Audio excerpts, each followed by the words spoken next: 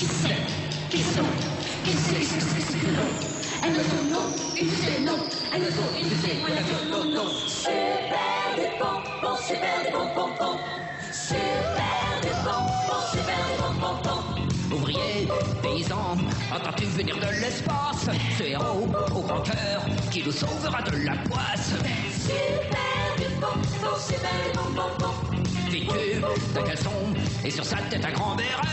C'est lui. Bonjour Jean-Baptiste. Bonjour Xavier. Marcel Gottlieb, on vient de voir, là c'est Super Dupont, la disparition vraiment d'un des grands maîtres de la bande dessinée en France et en Europe, on peut Oui, dire. on peut même dire sur la scène européenne, enfin, la bande dessinée européenne. Il était fatigué, il avait 82 ans, Marcel Gottlieb. Il faut dire que pendant très longtemps, pendant des années, des décennies, il dessinait 10 heures par jour ses personnages. Et parmi ces personnages, en effet, l'un de ses héros de papier, c'est Super Dupont, ce héros tricolore au béret basque qu'il a créé avec Loeb. Alors il y en a d'autres, on peut citer aussi Pervers Pépère, vous savez, cet exhibitionniste avec toujours la goutte au nez, obsédé par le sexe. La dernière création de Gottlieb, c'était en 1975.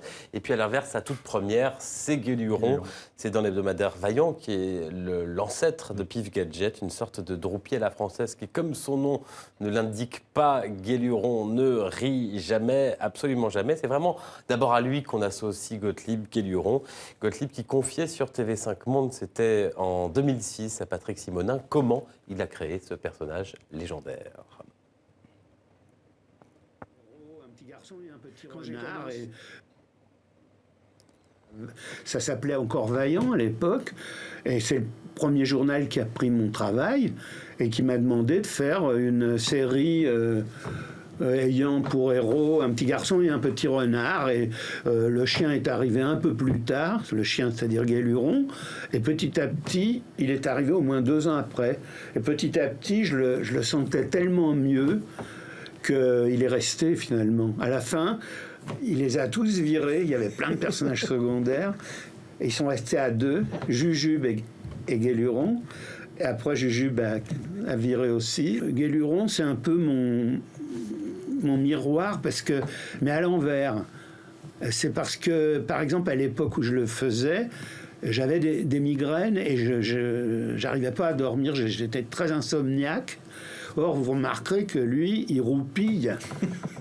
Il roupille 18 heures par nuit. Donc, vous voyez, c'était pour... ça me faisait plaisir de dessiner un chien qui dort bien, parce que moi, je ne dormais pas. Marcel Gottlieb, donc un créateur, on l'a vu, créateur de personnages, créateur de bandes dessinées, mais aussi, Jean-Baptiste, un créateur de journaux. Et oui, parmi ces journaux, il y a l'Écho des Savanes, c'est en 1972, pardon, exactement. On peut dire que c'est vraiment avec ce journal que la France va faire basculer la bande dessinée dans l'âge adulte. Et puis, 3 ans plus tard, il y aura Fluide Glacial. Fluide Glacial, là, on est plutôt dans ce qu'on peut appeler le scato rigolo.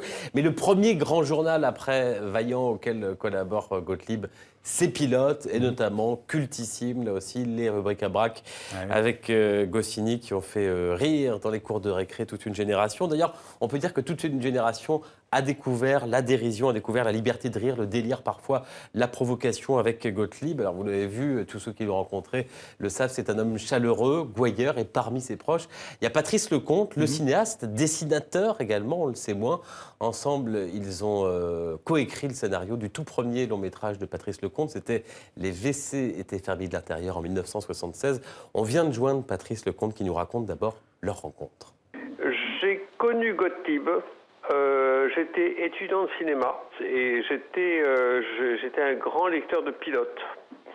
Et je lisais Pilote, je lisais ses pages notamment, et ces pages me collaient au plafond de bonheur et de gaieté. Comme je sentais que cet homme-là était un type qui allait beaucoup au cinéma, je lui ai écrit à Pilote en disant voilà, je connais vos pages, j'adore, etc. Et j'aimerais bien vous rencontrer. Et donc il m'a dit mais avec plaisir, cher ami, etc. Voyons-nous. Et donc on a pris un café et de là est née notre amitié. On a écrit des films publicitaires, on a écrit ce premier long métrage et on ne s'est plus jamais vraiment quitté. Et c'est comme ça que je lui ai montré des dessins que je faisais. Et il m'a dit, c'est super bien, je vais lui montrer à Goscinny. Et c'est aussi comme ça que je suis rentré à Pilote, grâce à lui. Il m'a beaucoup aidé. Il a été un grand frère. En quoi pour vous c'est presque, je ne sais pas quels sont vos mots, mais un génie de la bande dessinée? Enfin, pour les gens qui le connaissent mal? Gottlieb était un maître. C'est exactement comme Réserve, Bretéché, enfin quelques autres qui sont vraiment des maîtres, quoi. Gottlieb a imprimé, a insufflé à la bande dessinée un esprit de dérision, d'autodérision, de moquerie, de parodie et tout ça, qui sont des choses formidables, quoi. Et quand on lit les pages de Gottlieb, on se rend compte à quel point ce type avait un goût de la moquerie, mais de la moquerie bienveillante. C'est-à-dire qu'il n'a jamais fait des pages en se moquant pour être acide. Il a toujours fait des pages en se moquant, mais pour être un peu acide quand même, bien sûr, mais en étant à sa manière bienveillant, quoi. Mais la drôlerie, l'invention, ce sont des choses formidables chez lui. Voilà, Marcel Gottlieb qui lâche le crayon à l'âge de 82 ans, et je vous renvoie à tv5monde.com avec un très beau portrait à lire dès maintenant. Merci Jean-Baptiste, à bientôt.